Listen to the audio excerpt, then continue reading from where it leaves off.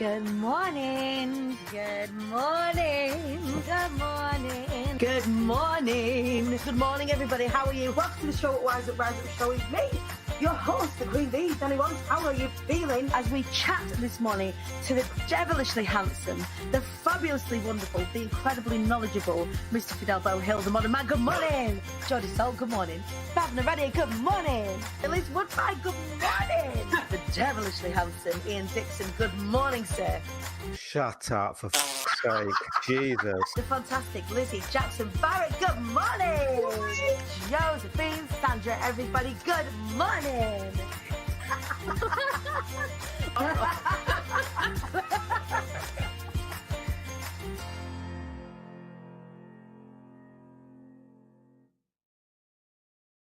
Good morning, you lot. How are you doing? Welcome to the show at Rise Up Show with me, your host. I'm the Queen Bee, Danny. Ridiculously audacious statement to make. I am quite aware, for those of you that are new to the show, it is much less about me, that statement, and much more about you lot. You are the king bee, the queen bee, the royal bee, the sovereign bee, reclaiming your birthright to success, wealth, abundance, health, happiness, all those dead good things, all of those good things that are our birthright. I was really pissed off when I found out the queen was born the queen, and that she was born into this abundance, that it was something I could never dream of, being from the council estates where I am. Speaking of where I'm from, I don't know what's happening with me here, you lot. We had a situation yesterday, and it's continuing today. Like, please just ignore if I just I don't even know what's going on. Give myself a second. But speaking of being from the estates, I won't be from tomorrow, will I? Oh my God, it's one more sleep till I get my house. It doesn't even feel real. It doesn't even feel real. Like, we complete tomorrow. All of the money is over with the solicitors. We're just waiting for all the T's to be crossed and the I's to be dotted, and then my house will be mine. And it doesn't feel real. Although, what does feel real is the absolute shithole that I'm working in at the moment. So the clutter and the boxes and the furniture and everything that is all ready to go for when we get the van in the morning. But it also means we've got no TV. It means the kids are bored. And all of this sort of, I shouldn't be complaining, should I? People say the moving is the most stressful thing that you'll ever do in your life. And I don't feel stressed about the move itself. I just want to make sure everything's done. I just want it done.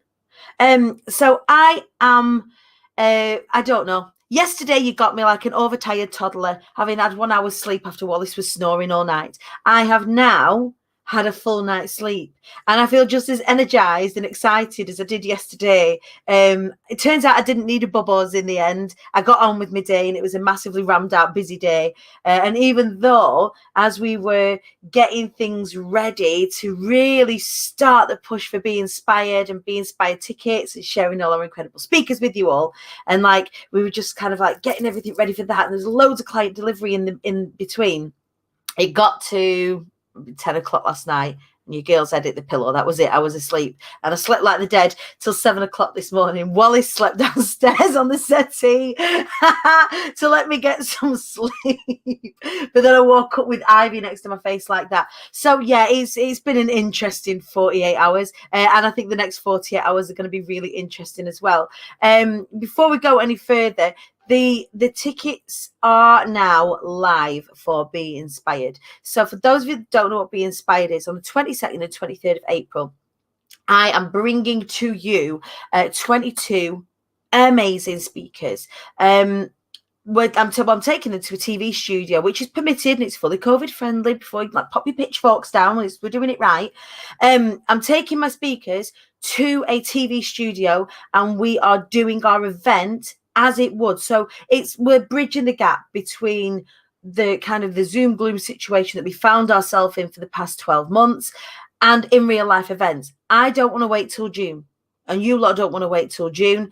And getting us in that space together is something that I cannot wait to do. So if you haven't got your tickets, it's 2 full days, so 9:30 till about 5 o'clock in the afternoon, of learning, personal development, professional development, spiritual development, everything in between, with the most phenomenal speakers. Make sure you get your tickets. They are £89 for 2 full days. Plus, if you jump onto our affiliate scheme, tell 4 people about it, you get your money back for your ticket. It is an absolute no-brainer. So come on and get involved with Be Inspired. I'm super, super excited. So the sales page is now live.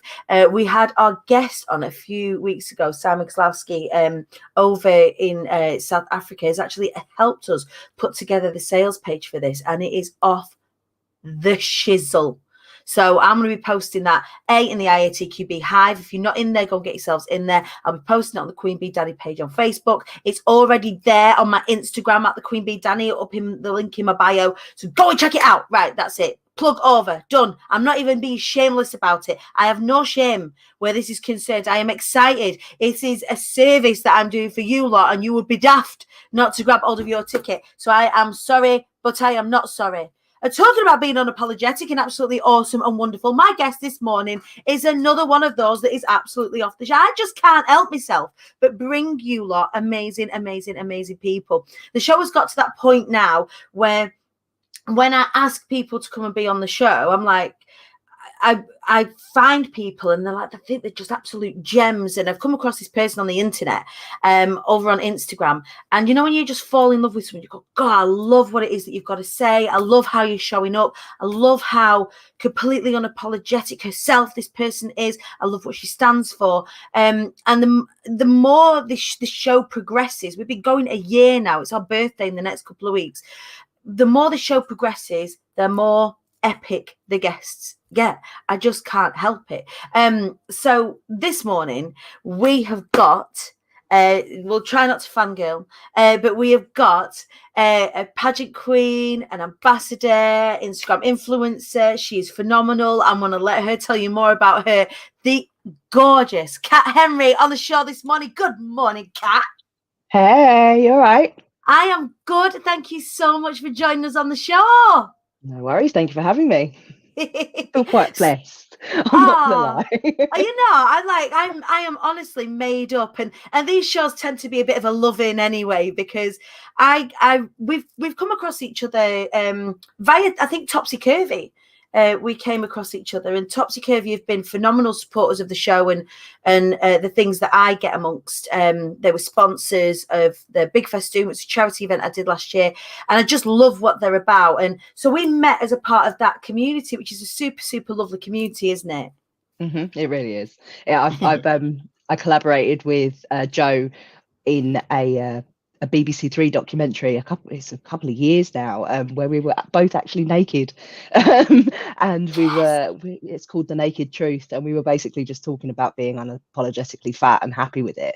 I mean, I've known Joe for a long time anyway, since like the pageant world and everything like that, so it was kind of nice to be able to connect with you via somebody who I completely admire as well. So yeah, I get it.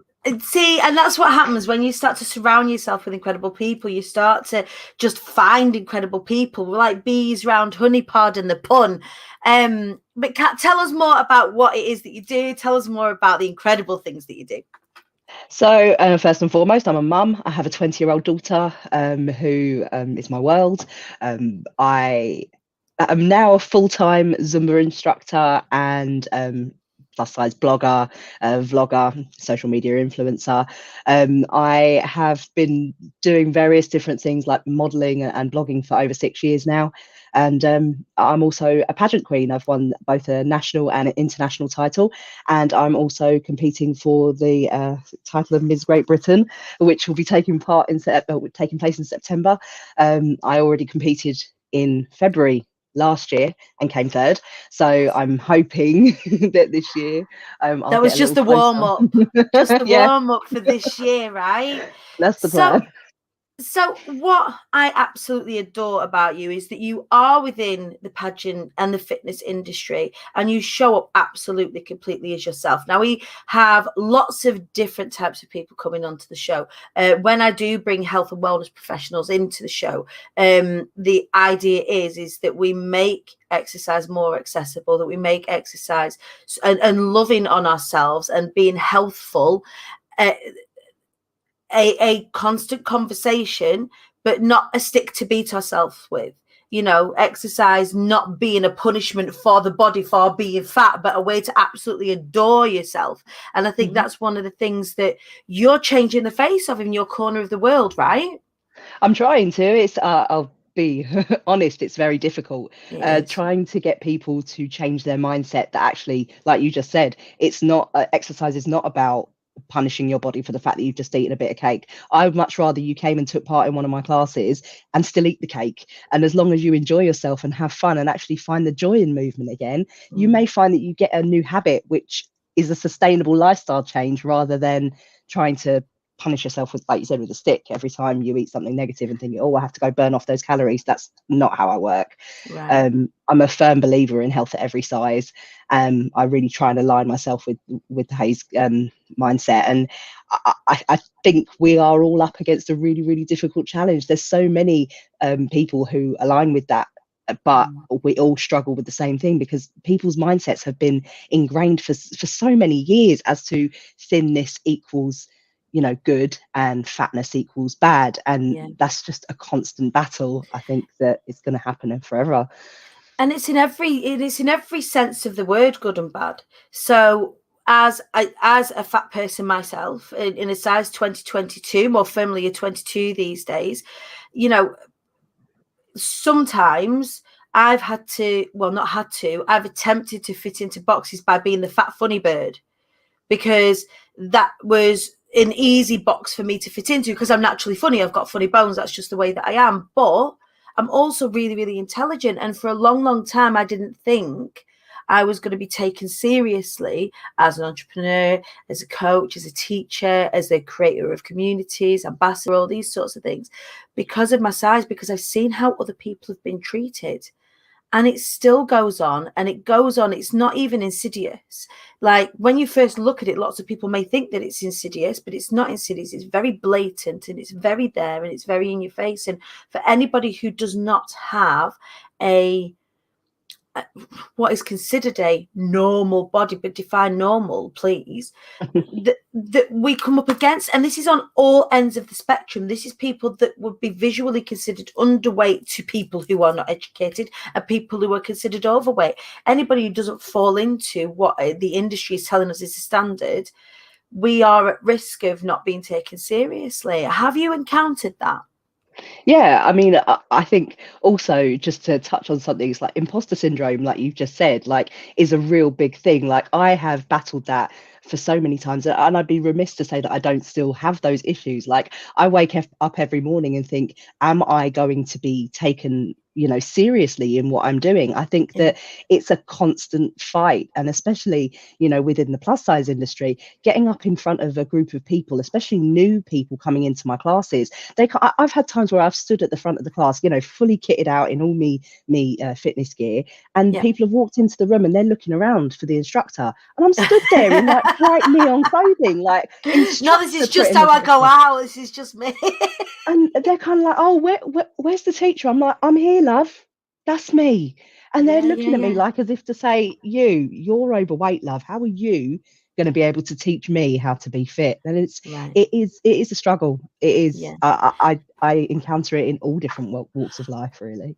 So how do you stay strong in that situation then? Because sometimes I know I laugh it off. Sometimes I go, hey, do you know, just absolutely owning the fact that I'm fat, and just that sometimes that makes people a little bit uncomfortable. They go, oh, don't call yourself fat. Don't call yourself curvy. Oh, you're not, you're beautiful. Well, I'm fat, I'm beautiful. I'm cool with that. It's fine. I think the only way that you can kind of combat it is to do a couple of things. One, be totally self-assured in who you are, and not really accept that people's opinions about who you are is fact. Like opinions, everybody has them. It doesn't necessarily mean that you have to take them for what they are. You can just accept its opinion and move on.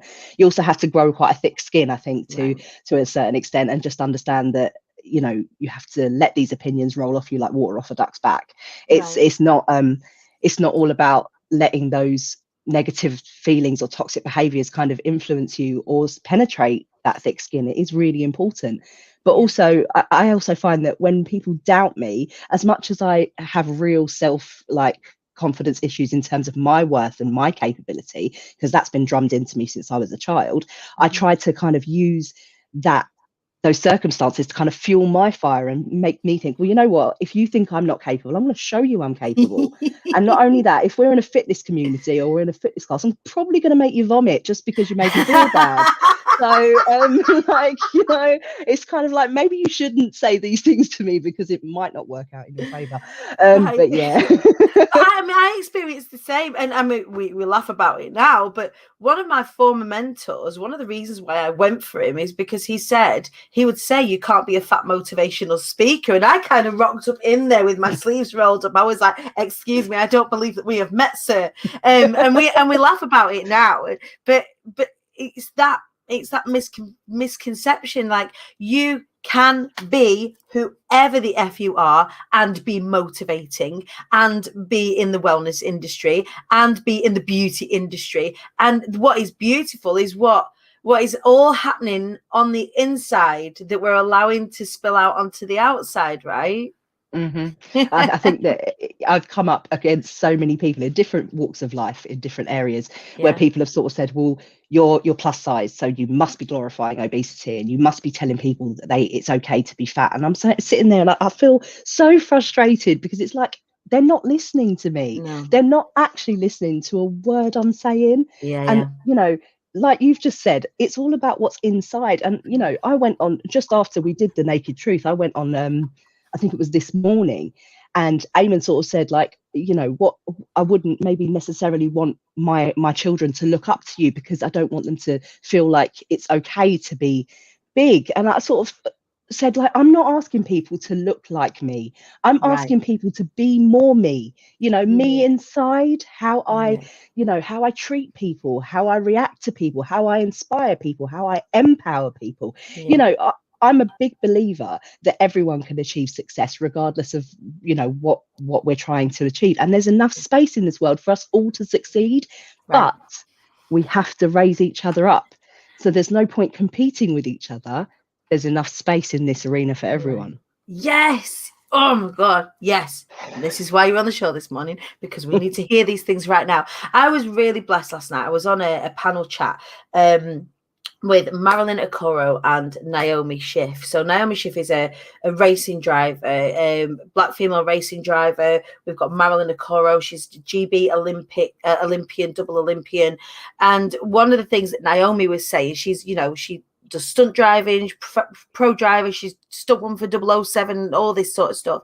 And she's this beautiful, beautiful woman working in a very masculine space. And one of the things that she was talking about last night was that one of the drivers for her is that other girls get to see her and what she's doing within all of her femininity, within all of her beautiful melanin, with all of her beautiful hair, everything that's going on, and say, hey, I could be a James Bond stunt driver. Like, and for little girls, particularly, you know, little girls and little people, to be able to see more of themselves in the spaces that they want to take up, it's important. And I think that they're the things that we take on as leaders, isn't it? Yeah, and that's why I'm a firm believer in, like, representation matters, because you know, I feel like you need to see people like yourself in these figurehead roles, in these, like, you know, role model people, so that you can feel represented. And if you feel represented, then you're more likely to try it.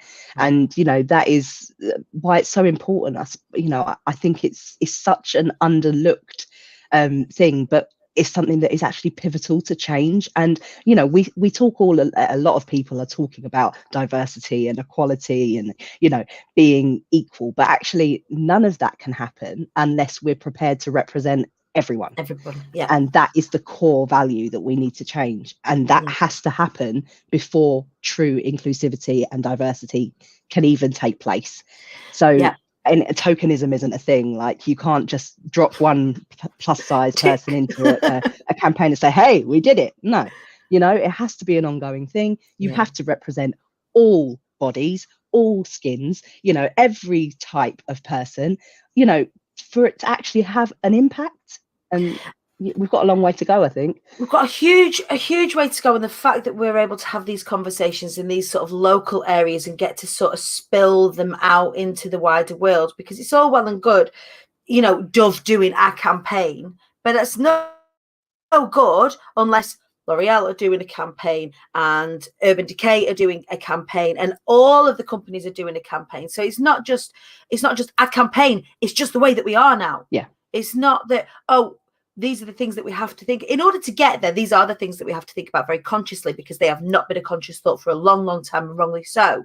But as we're sort of making that transition, does it feel exciting to be part of that change, to be part of that, like, even though it's incremental, if we look at the conversation that me and you are having today as two larger ladies of different ethnicities, like, allowing ourselves to bring ourselves to the table in love and in lifting each other up, would that have been the case 50 years ago? Well, probably not on a platform like this. And to be even incrementally part of the change, I find it exciting. Do you?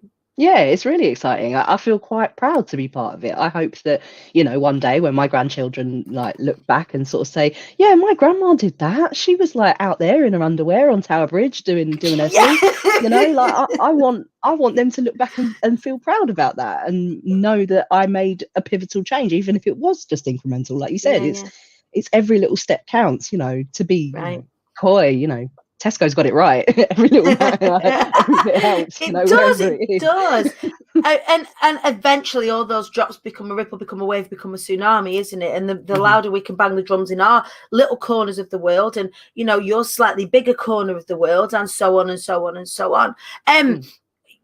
Talk to us about pageantry. Talk to us about the beauty industry, because you work within the fitness industry, but you also represent within beauty pageants and what have you. So talk to us a little bit more about that. I haven't got crown envy is not the right word, because we don't compare our crowns. But I had to buy my crown. Well, you should take part in a pageant and then you can win one. I should say I can't imagine myself. But here's my little crown. It don't fit on my head right. So when I had my pictures taken for my book, I had to have like a bump created so nobody's seen me from the back. I looked beautiful from the front with my crown. But you've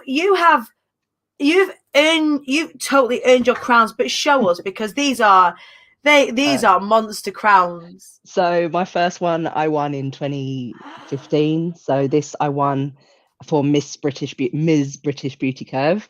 So this was my first crown, and I actually just entered that pageant on a whim. Never even thought I'd even be accepted. And then I went and won it, didn't I? And I was like, are you sure? They're the best wins when you go, do you know, fuck it, I'm going to do it. And then I won this one. This is the one that I won for Ms. International Curve.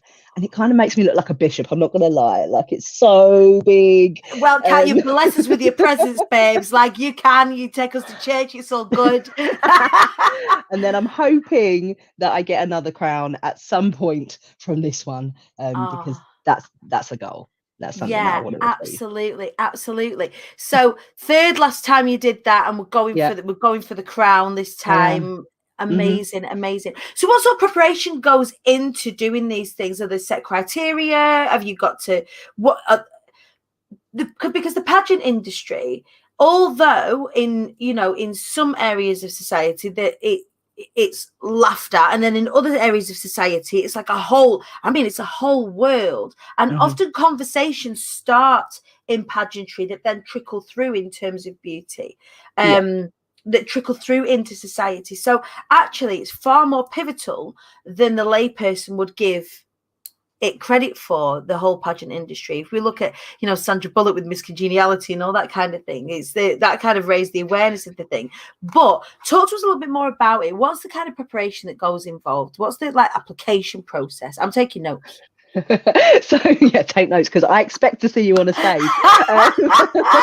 It's quite in depth, if I'm honest. You do apply, you take you do that yourself, you put yourself forward, you then obviously wait to see whether or not you're selected. Not everyone that enters a pageant gets in. There is a selection process, and they look at things like your social media, how you hold yourself in the greater world, and also, what you do on a philanthropic level, like what you can give back to your community, what you would actually be like to be a reigning queen. I think that's all those things are looked into before you're selected. You then go through, once you've been accepted, you then have to find a pageant sponsor, especially in the pageant that I'm taking part in, the system that I take part in. You have to have somebody, either you can pay for it yourself, or pay, like, your friends and family pay your sponsorship fees. Yeah. Or you can have like a financial sponsor who will back you. And I'm very, very lucky that Ridge Radio, who are the radio station that I am a DJ for, have supported me for the last 2 years in this competition. And of course they would do, because you're phenomenal. Oh, thank you. Once you've kind of done that and you've got your sponsor, it's then just all systems go. Like your journey to the crown starts happening at that minute, and you just have to get involved. And COVID has kind of ruined that for a lot of pageant girls this year, I think, because usually I'd be traveling all over the country, you know, from London to Preston, from, you know, Preston to Liverpool to Manchester. Like, I'd be all over the gaff, doing pageant appearances, you know, taking part in other pageant, not taking part, but judging, or, you know, attending events, you know, taking part in like fashion shows and raising awareness by doing like charity events and all kinds of stuff like that.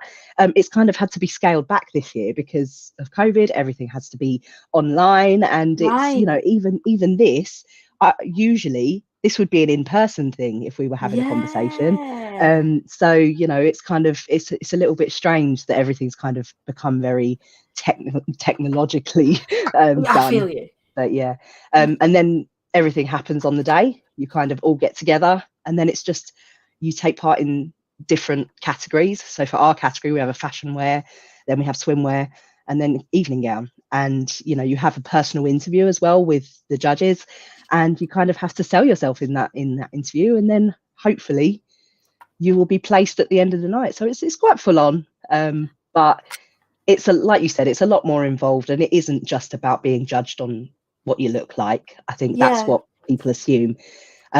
And it's quite empowering, because I feel like there's a lot of camaraderie that happens. Like you meet all these different women with fantastic stories, and you become really good friends with them, and you build friendships and create lasting memories that you never ever get.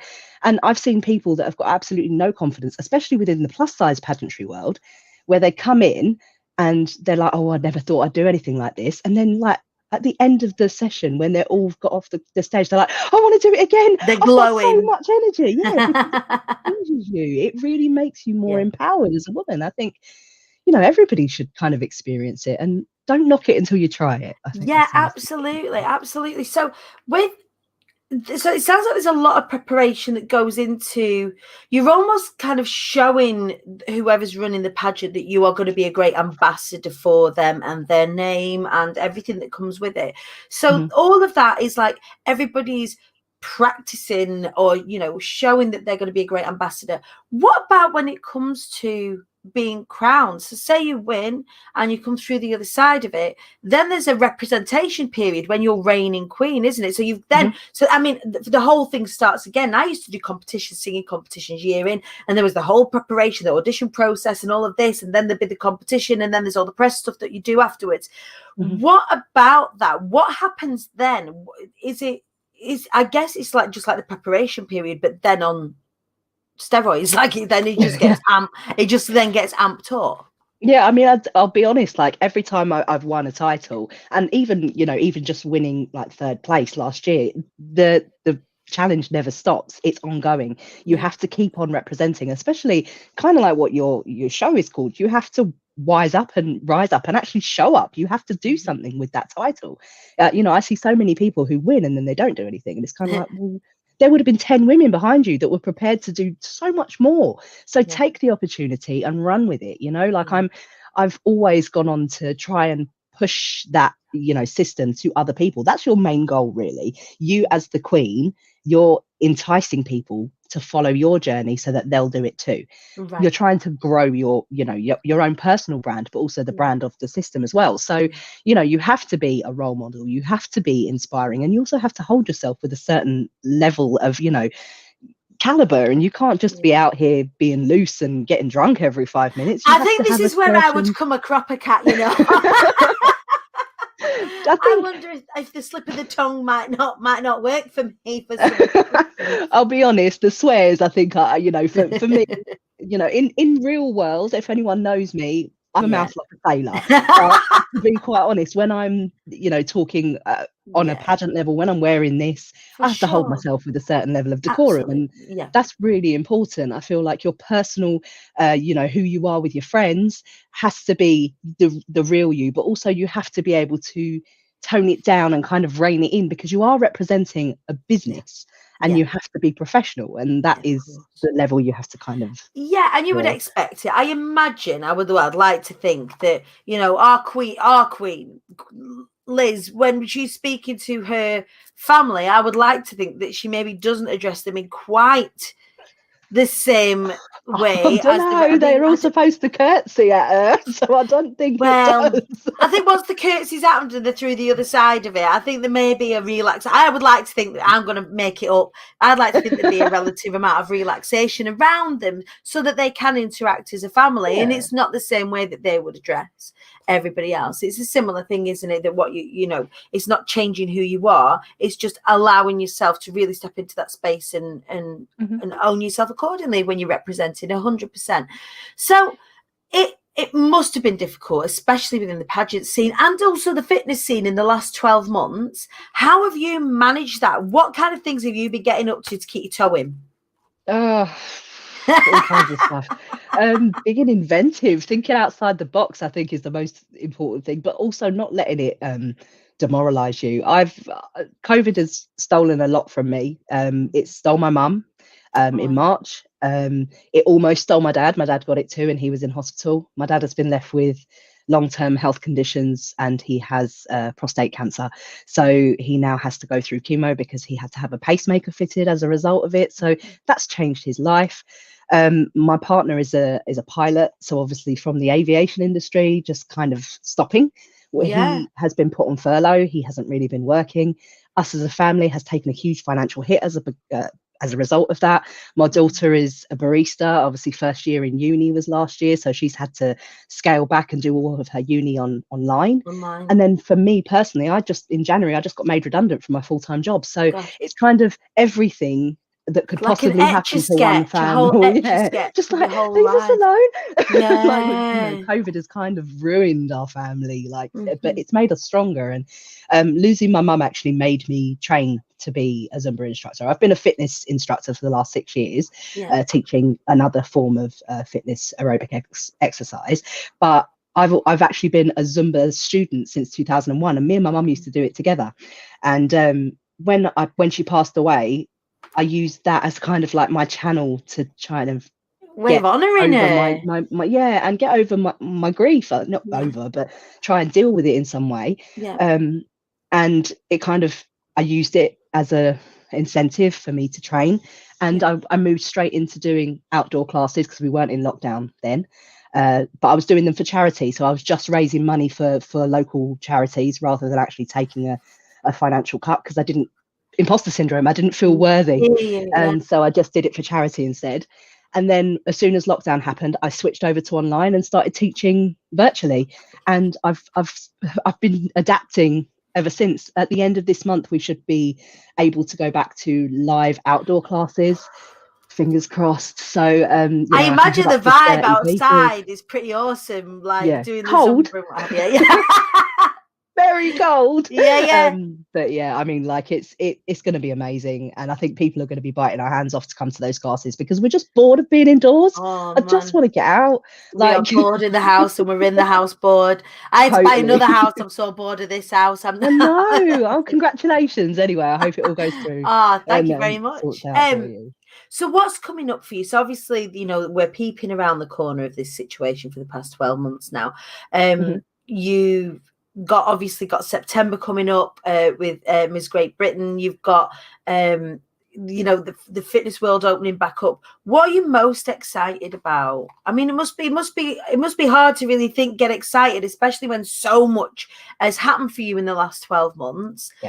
Especially hitting that 12-month mark with your mum passing. So what have you looking forward to? What are you excited about? I've taken, obviously, since I've been made redundant, I've taken a lot of time to kind of decide whether I was going to go back into a full-time job. financially, that would be the best thing for me. But I think that I've always wanted to be self-employed. I've always wanted to follow my dreams and my passions. So I'm going to use this time whilst I very gratefully got a little redundancy package, so it gives me a little bit of space to kind of see if I can, breathe and make this a financially sustainable lifestyle and actually earn money from it. I'm rebranding technically. I've started developing a new website. I'm hoping that I put my content creation on hold for a year because I was grieving and I wasn't really interacting with brands on a fashion basis or a beauty basis. My influencer status kind of dropped a little bit because my content shifted into how to deal with loss and things like that for a year. But I'm trying to pick up that baton again, and so I'm quite excited about getting back into the fashion influencer status stuff and kind of reaching back out to brands and collaborating. That's what I'm really excited about. And also just kind of getting back into it. I miss my mum, and I'm gonna miss her forever, but she raised me to go for my dreams and push until I win. And I'm a firm believer in anything the mind of man can conceive and believe it can achieve. So I'm going to get what I want in life. I'm going to achieve like you have. Like, your story is so inspiring. To hear that you basically reverted yourself from nothing to what you are is absolutely amazing.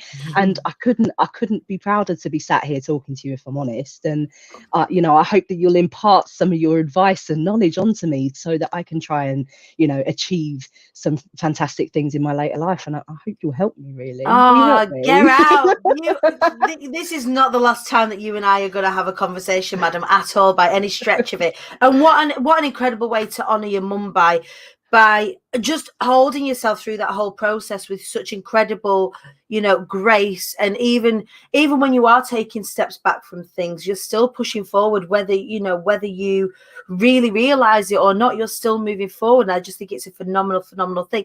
Tell us a little bit more about, is it an initiative that you are creating? Because when you told me about it, I got little goosebumps because it was so beautifully aligned with Fly Anyway and what the concept of Fly Anyway is. So for anybody that's new to the show, the whole I Am the Queen Bee thing stemmed from me watching the Bee movie. There's this quote in the Bee movie that goes, aerodynamically, the bee shouldn't be able to fly. Its little wings shouldn't get its fat little body off the ground. The bee doesn't care what humans think is impossible. The bee flies anyway. And everything has grown from that. Tell us a little bit more about the initiative that you are creating right now. So in 2017, when I was the title holder for Ms. International Curve, I actually started this. It's an initiative. It's a collaborative collection of projects which are designed to challenge negative stereotypes, misconceptions and assumptions, and basically prove all of those things wrong and prove that we are capable of achieving great things. And so I created this. It's called the Yes I Can initiative. It's basically a campaign to try and eradicate all of these negative thoughts and feelings and prove that we can all achieve great things. And I'm a firm believer that everybody in their lifetime has been told at some point that because of X they can't do Y, and that will differ throughout everybody's personal stories.